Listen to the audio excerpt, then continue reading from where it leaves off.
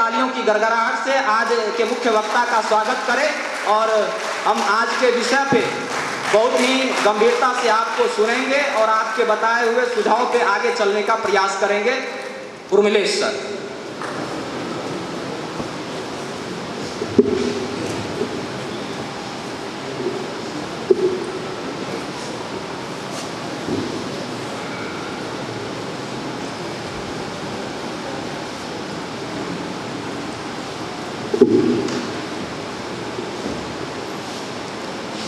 Social justice army और research scholars association दोनों संगठनों का मैं आभारी हूं कि उन्होंने इस विषय पर ये संगोष्ठी पटना विश्वविद्यालय के मशहूर पटना कॉलेज के इस हॉल में आयोजित की और मुझे अच्छा लगा, खासकर छात्र युवा आए हैं और ये ऐसा विषय है जिस पर एक डायलॉग होना चाहिए। आपको आवाज़ मेरी ठीक से सुनाई दे रही है? ओके। और मैं आपके सामने इस विषय पर एक संक्षिप्त कुछ अपनी टिप्पणी, अपना विचार प्रकट करूंगा, लेकिन ज़्यादा बेहतर डायलॉग तब होगा जब आप हमसे सवाल पूछेंगे, आपके दिमाग में क्या सवाल आए। और वो सवाल किसी भी प्रकार के हो सकते हैं, पक्ष में विपक्ष में, ऐसा नहीं है, तो उसमें अच्छी बहस होगी और इससे एक दूसरे को समझने का मौका मिलेगा। दोस्तों, जैसा आप लोग यूनिवर्सिटी में पढ़ते हैं, आप सबको मालूम होगा कि अपने देश में जो जनगणना का दौर है वो बहुत पहले से चलता रहा है। ये अंग्रेज़ों के समय शुरू हुई और 1931 तक जनगणना जो है जातिवार होती रही, बल्कि उसके बाद भी हुई, जो 10 साल के बाद जो होती है, लेकिन वर्ल्ड वार के कारण उसका जो डेटा है वो पब्लिश नहीं कराया जा सका। तो जो आखिरी जनगणना, जो जातिवार जनगणना है भारत के पास, जिसका डेटा उपलब्ध है, वो 1931 तक ही है। अब आप देखिए कितनी अजीब विडंबना है कि 1931 तक जो जनगणना राष्ट्रीय स्तर पर है, क्योंकि उसी का डेटा पब्लिक हुआ, उसके बाद जो हुई थी जनगणना वो वर्ल्ड वार के कारण स्थगित हो गई।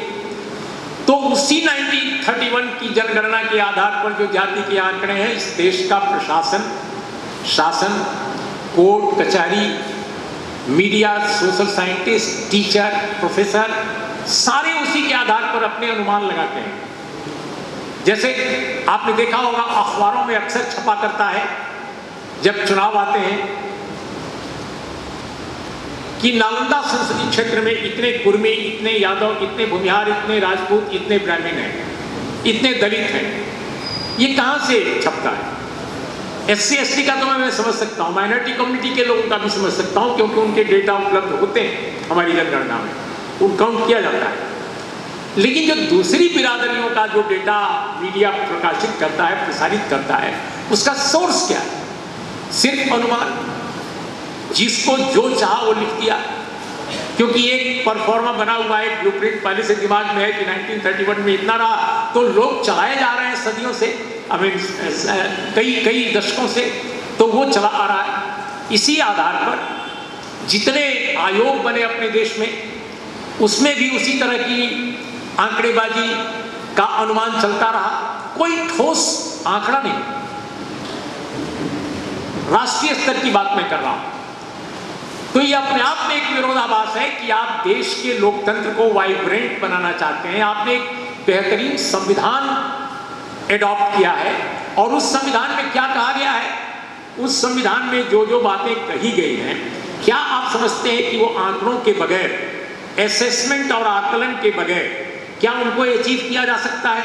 आपने संविधान में क्या कहा है?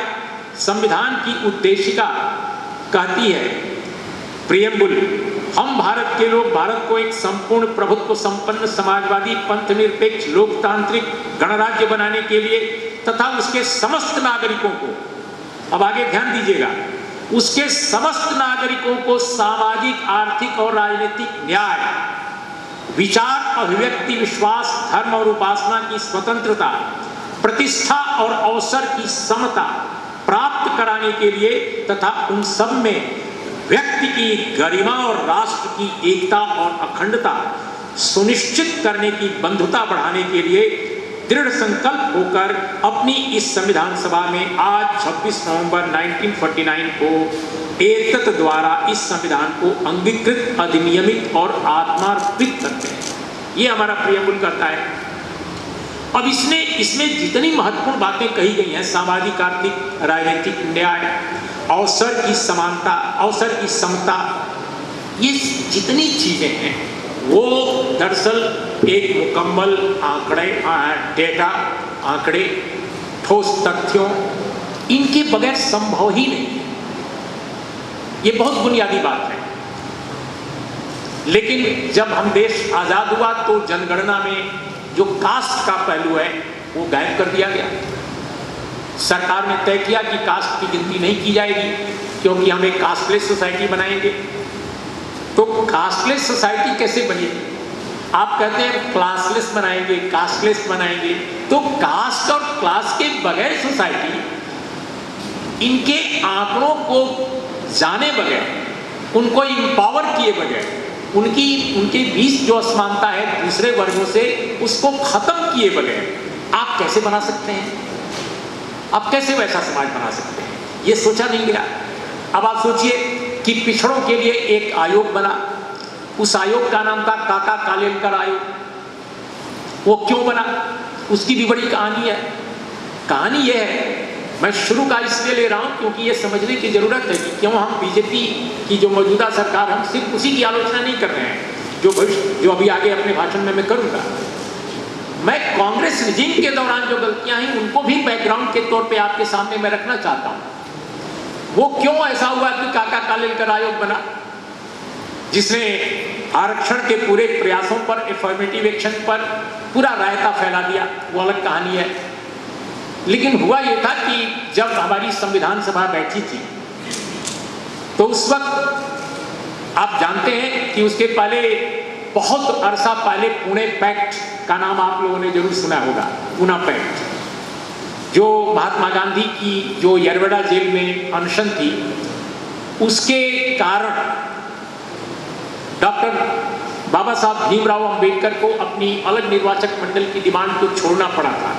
एक तरह से गांधी जी की जान बचाने के लिए अंबेडकर को ऐसा करना पड़ा, क्योंकि वो कह रहे थे कि हम उठेंगे नहीं जब तक कि आप ये न करो। तो अंत में ये तय हुआ कि SC ST को रिजर्वेशन मिलेगा, सामाजिक और शैक्षिक आधार पर जो पिछड़ापन है उसके आधार पर उनको नौकरियों में भी आरक्षण मिलेगा और उनको मिलेगा राजनीतिक आरक्षण। तो राजनीतिक आरक्षण का एक समय तय किया गया था, 10 वर्ष। लेकिन नौकरियों में आरक्षण को लेकर कोई समय नहीं तय किया गया, और यह तय किया गया था कि यह समय समय पर हर 10 साल के बाद रिव्यू होता रहेगा, ये जो राजनीतिक आरक्षण है। लेकिन बहुत सारे बड़े बड़े मीडिया के संपादक अक्सर कहते पाए जाते हैं, टेलीविजन पर और अखबारों में लिखते भी पाए जाते हैं कि भारत में नौकरियों का जो आरक्षण है वो तो केवल 10 वर्ष के लिए किया गया था। अब इतनी मूर्खतापूर्ण बात इस देश का मीडिया, खासकर इसके बड़े संपादक, बड़े लेखक, बड़े बुद्धिजीवी भी करते हैं कि आप सोच भी नहीं सकते। नौकरियों का आरक्षण के लिए कोई तिथि, कोई समय, कोई सीमा निर्धारित नहीं की गई थी। तो ये जब हुआ था तो SC ST के लिए केवल हुआ, लेकिन उसमें संविधान में आर्टिकल 340 भी जोड़ी गई और उसमें BR अम्बेडकर का बहुत बड़ा योगदान था, दूसरे और कई लोगों का था। लेकिन डॉक्टर BR अम्बेडकर ने 340 आर्टिकल को, जो उसके वजूद में लाने में सबसे अहम भूमिका अदा की, उसमें जो SC ST के अलावा जो समाज के अन्य पिछड़े वर्ग थे उनको एफर्मेटिव एक्शन के दायरे में लाने के लिए किया,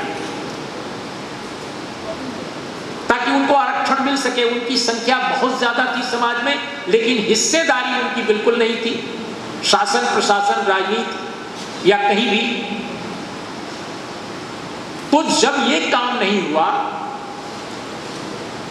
और कानून मंत्री रहते हुए लगातार डॉक्टर BR अम्बेडकर ये बात कहते रहे, फिर भी नहीं हुआ, तब उन्होंने कई अन्य मुद्दों के साथ डॉक्टर BR अम्बेडकर ने नेहरू सरकार के कानून मंत्री पद से त्यागपत्र दे दिया। और उनका त्यागपत्र 10-12 पेज का है, बहुत लंबा है, लेकिन आप लोगों को मिल जाएगा। आप आर्काइव्स में देखिए या गूगल में भी आजकल तो मिल जाती हैं सारी चीजें। तो उसमें बी आर अम्बेडकर ने 3 बड़े मुद्दे उठाए थे। बहुत सारे लोग समझते हैं कि केवल हिंदू कोड बिल के नाम पर बी आर अम्बेडकर ने इस्तीफा दिया था, ऐसा नहीं है। Hindu code bill one of them, तीनों में एक बहुत महत्वपूर्ण वो भी था। दूसरा जो मुद्दा था वैदेशिक नीति जो सरकार की थी, उस पर उनको डिसएग्रीमेंट था, और यहां तक कि इंडो पाकिस्तान रिलेशंस और कश्मीर के कॉन्टेक्स्ट में भी उनकी असहमतियां थी, इस पर इन्होंने दिया। तीसरा जो मुद्दा था जिसको इग्नोर कर दिया जाता है, और मैंने देखा कि बहुत सारे जो अम्बेडकरवादी चिंतक हैं वो भी इसको भुला देते हैं, कि उन्होंने कहा कि आपने वादा किया है संविधान में कि आप अन्य पिछड़े वर्गों को, उस समय जो शब्द यूज किया जाता था पिछड़े वर्ग या डिप्राइव्ड सेक्शन जो अन्य हैं, यानी अपार्ट फ्रॉम SC/ST, उनके लिए आप आरक्षण की व्यवस्था करेंगे। आज तक आपने नहीं किया। तो ये प्रेशर था जिसकी वजह से काका कालेलकर आयोग गठित किया फिर नेहरू जी की सरकार ने। ये जो अम्बेडकर साहब का इस्तीफा था, उस इस्तीफे के कारण बहुत कुछ हुआ, क्योंकि वो अलग हो गए। तो काका कालेलकर आयोग की जो गठन है नेहरू सरकार ने, मुझे जो मालूम है कि वो एक राजनीतिक दबाव में किया, क्योंकि बहुत ज़्यादा उस पर कंट्रोवर्सी समाज में उठ रही थी। ओबीसी के लोग बहुत प्रबुद्ध नहीं थे, ओबीसी के लोगों के पास अम्बेडकर जैसा कोई बड़ा नेता नहीं था। सच्चाई ये है, एक SC/ST समाज से, SC समाज से आने वाले अम्बेडकर ने अपने पूरे के पूरे मुहिम में सभी वर्गों को लिया, SC/ST को भी लिया और ओबीसी को भी लिया, बल्कि उन्होंने संपूर्ण समाज को लिया। लेकिन ओबीसी कम्युनिटी अपने आप कोई ऐसी कम्युनिटी उस समय तक इवॉल्व नहीं हो पाई थी, और आज भी नहीं है। सच्चाई है, वो जातियों में अभी भी उलझी हुई है कि वो इस मुद्दे को उठाते, लेकिन अम्बेडकर ने उठाया और तब जाकर काका कालेलकर आयोग बना। ये इतिहास का एक बहुत महत्वपूर्ण फैक्ट है। लेकिन इतना खराब वो आयोग बना, और उसमें पिछड़े वर्गों की नुमाइंदगी बिल्कुल नहीं थी। बिल्कुल अजीब अजीब तरह के लोग इसमें थे। इक्का दुक्का हूं तो मुझे इस समय याद नहीं आ रहा है, आप गूगल करेंगे तो आपको मिल जाएगा, लेकिन ज़्यादातर सभी लोग एक ही तरह के थे। बहुत ही खराब रिपोर्ट थी।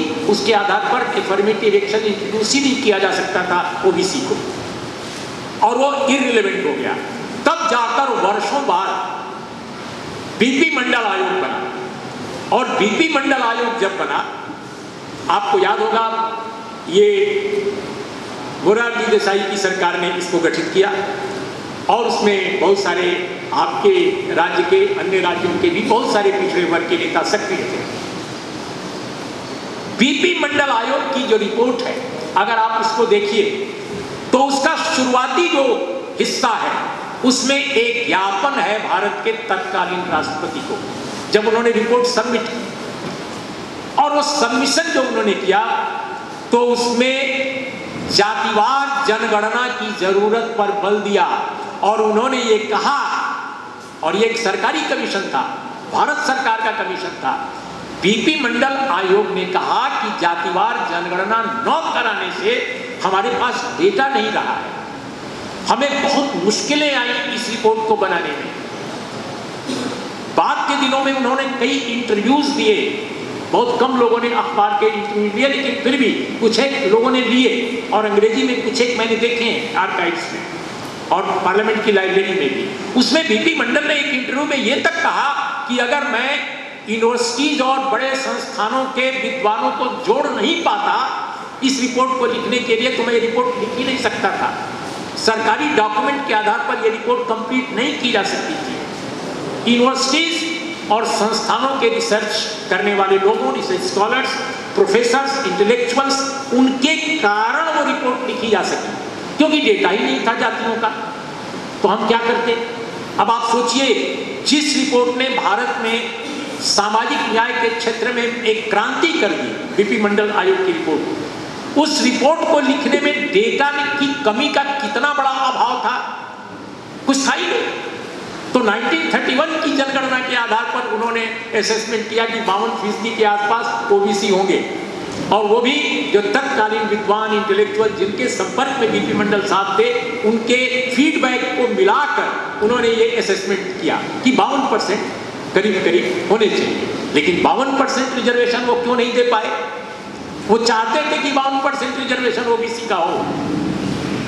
सच्चाई यह है इसलिए कि कोर्ट उस वक्त भी इंदिरा साहनी का फैसला भी नहीं आया था, ये बहुत पहले का फैसला। उस समय भी ये सुप्रीम कोर्ट की तरफ से और कई हाई कोर्ट्स की तरफ से बंदिशें थी कि 50% से ऊपर रिजर्वेशन नहीं जाना चाहिए। तो इस जुडिशियल जो वर्डिक्ट्स थी अलग अलग क्षेत्रों की, उनके आधार पर उन्होंने अपने को सेल्फ सेंसर किया या अपने को सेल्फ कंट्रोल किया एक तरह से, और उन्होंने 27% रिजर्वेशन को सजेस्ट किया। दिस इज ए फैक्ट, न चाहते हुए भी, क्योंकि जब आबादी 52% है तो आप 27% क्यों दे रहे हैं? तो इसका उन्होंने जिक्र किया है। अगर आप उनकी पूरी रिपोर्ट पढ़ें, अंग्रेजी और हिंदी दोनों में उपलब्ध है। और जब वो रिजर्वेशन की बात सामने आई तो उन्होंने कहा कि उन्होंने एलिब्रेट भी किया है अपने उस इंटरव्यू में कि हमने सोचा कि अगर हम 40, 45 या 52% लिखते हैं तो हो सकता है कि ओबीसी का रिजर्वेशन 0% हो जाए, यानी कोर्ट खारिज कर दे और फिर कोई सरकार उसको कैरी फॉरवर्ड आगे ना करे। लिहाजा हमने मजबूरी में 27% रखा कि चलो 27% तो पहले मिलने दो। ये है विधि मंडल की पूरी रिपोर्ट का एक बहुत महत्वपूर्ण पहलू जो अनरिटन है, लेकिन जो उन्होंने एक्सप्लेन किया है कई बार कई इंटरव्यूज में, और उनकी रिपोर्ट में भी कुछ जगह इसका मेंशन है। खासकर 27% उन्होंने क्यों किया ये मेंशन किया है अपने पूरे असेसमेंट में। तो उनके पास भी आंकड़ा नहीं था, आज भी आंकड़ा नहीं है। तो ये डेटा पूरी दुनिया में आप देखिए, आजकल तो डेटा एक्सपर्ट हो गए हैं। बहुत सारे लोग जो अंग्रेजी में जर्नलिज्म कर रहे हैं वो बोलते हैं अपने को, हमारे समय लोग कहते थे कि ये एडिटर है, एसोसिएट एडिटर है, रिसर्च एडिटर है, ये फीचर एडिटर है, ये न्यूज़ एडिटर है। आजकल कहते हैं आई एम डेटा एडिटर। तो अगर मीडिया के पास डेटा एडिटर आज हो रहे हैं तो हम सरकार, प्रशासन, समाज, राजनीति, उनके पास डेटा क्यों ना हो?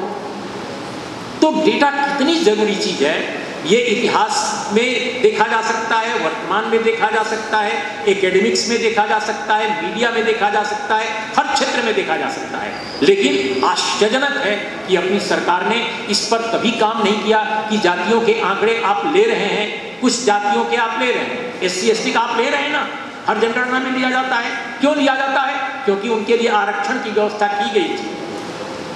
आप माइनॉरिटीज कम्युनिटी को ले रहे हैं, तो क्या ऐसा आपके पास आपकी परेशानी है कि डिस्पाइट आपकी ओबीसी को रिजर्वेशन आप दे चुके हैं, SC ST के समय नहीं मिला था जब उनको मिला तो, लेकिन बाद में आपने दिया। जब 90 में VP सिंह ने अनाउंस किया, उसके 2 साल के बाद आपको देना पड़ा। तो देने के बावजूद आज तक आपने डेटा नहीं दिया कि ओबीसी भारत में कितने हैं, और आपने कभी महसूस नहीं किया, चाहे जितनी सरकारें आई गई इस बीच में।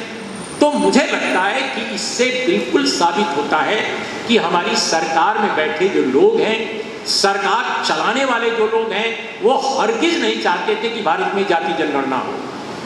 अंग्रेज चाहते थे कि जाति जनगणना हो।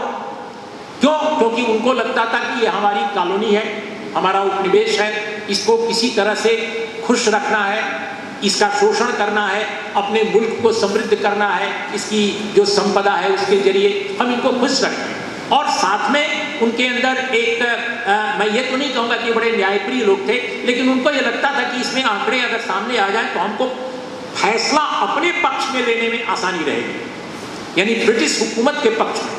तो उन्होंने आंकड़े पर काम किया और आंकड़े लाए जातियों के। लेकिन जो लोग बाद में आए उनके दिमाग में क्या था? उनको लगता था कि अब राज हमारे पास आ गया, तो ये राज हमारे पास ही रहे। इस राज में वो हिस्सेदारी बिल्कुल नहीं देना चाहते थे। और सच यही है कि इसी की वजह से जाति जनगणना को एक निकृष्ट घटनाक्रम बना दिया गया, एक निकृष्ट चीज बना दिया गया कि हम किसी कीमत पर जाति जनगणना नहीं होने देंगे, और जबरन ऐसा किया गया। क्योंकि जो ब्यूरोक्रेट थे, जो राजनेता थे, जो सत्ताधीश थे, वो सभी एक वर्ग एक वर्ण के थे। न्यायपालिका में भी वही लोग थे और आज भी वही लोग हैं। अब जो ब्यूरोक्रेसी है वही लोग थे, आज भी वही लोग हैं। एकेडमिक्स में वही लोग थे, आज भी कमोबेश वही लोग हैं। 2020 तक भारत के 45 सेंट्रल यूनिवर्सिटीज में 9 प्रोफेसर केवल थे। यहाँ बहुत सारे असिस्टेंट प्रोफेसर बैठे हैं, बहुत सारे एसोसिएट भी होंगे, लेकिन आप आश्चर्य करेंगे कि 2020 तक इस देश में जो 45 केंद्रीय विश्वविद्यालय भारत के हैं उसमें केवल 9 कन्फर्म प्रोफेसर थे। प्रोफेसर्स, एसोसिएट और असिस्टेंट थोड़े ज़्यादा थे। आज की तारीख में भी उनकी संख्या थोड़ी बढ़ी है, लेकिन अभी भी बहुत कम है। कुछ 100 प्रोफेसर जरूर हुए हैं, लेकिन परसेंटेज आज भी बहुत कम है। उसका आंकड़ा मेरे पास है, मैं आपको दे सकता हूँ, लेकिन वो हमारा आज का विषय नहीं है। तो स्थिति यह है, जुडिशियरी को वो हाल देखते हो, ब्यूरोक्रेसी का वो देखते हैं, एकेडमिक्स का वो देखते हैं। तो चारों तरफ से ये कहा जाता रहा, जब भी जाति जनगणना की बात आती थी नेताओं द्वारा, ओबीसी के, दलित समाज के या पिछड़े वर्ग के अन्य, कि नहीं ये इससे तो जातवाद फैलेगा। अरे भाई, 1931 के बाद इस देश में जातिवाद जनगणना नहीं हुई, तो क्या जातिवाद और कास्टिज्म जो है कम हो गया? 1931 के बाद तो कोई जनगणना ही नहीं की गई जाति के आधार पर, तो क्या जातिवाद कम हो गया? नहीं हुआ ना। इसका क्या मतलब हुआ? इसका मतलब हुआ कि ये लॉजिक बकवास है कि अगर हम जाति की गणना कराएंगे तो जातिवाद फैलेगा। कैसे फैलेगा? SC ST का आप काउंट क्यों करते हैं? क्योंकि ये फॉर्मेटिव एक्शन है। आरक्षण का लागू किया है आपने सिद्धांत, तो ये जरूरी है जानना कि कितने परसेंट कब किसकी संख्या बढ़ रही है, और उसके आधार पर चीजें निर्धारित की जाती हैं। लेकिन ओबीसी का आप कराना नहीं चाहते। आप कहते हैं कि हम अपर कास्ट का नहीं कराएंगे, ओबीसी का नहीं कराएंगे। इस देश में EWS का आया 2019 में कानून, जिसे मौजूदा सत्ताधारियों ने पारित करा लिया, और उसमें पिछड़े वर्ग के उनके सांसद जो है वो भी सहभागी थे। यह मामला चैलेंज किया गया कोर्ट में, और मैंने वो याचिका देखी है जो चैलेंज किया गया था। उस याचिका में बाकायदा दर्ज किया है याचिकाकर्ताओं ने कि डेटा के बगैर आप EWS का रिजर्वेशन दे कैसे सकते हैं। मैं सबसे पहले आपको बता दूं, मैं किसी भी उच्च वर्ण की किसी जाति का विरोधी नहीं हूं, बिल्कुल नहीं। मैं किसी ब्राह्मण का विरोधी नहीं हूं, बहुत सारे मित्र मेरे ब्राह्मण हैं, लेकिन मैं ब्राह्मणवाद का विरोधी हूं। तो आप EWS का आरक्षण दे रहे हैं, लेकिन बगैर किसी डेटा के दे रहे हैं, बगैर किसी आंकड़े के दे रहे हैं।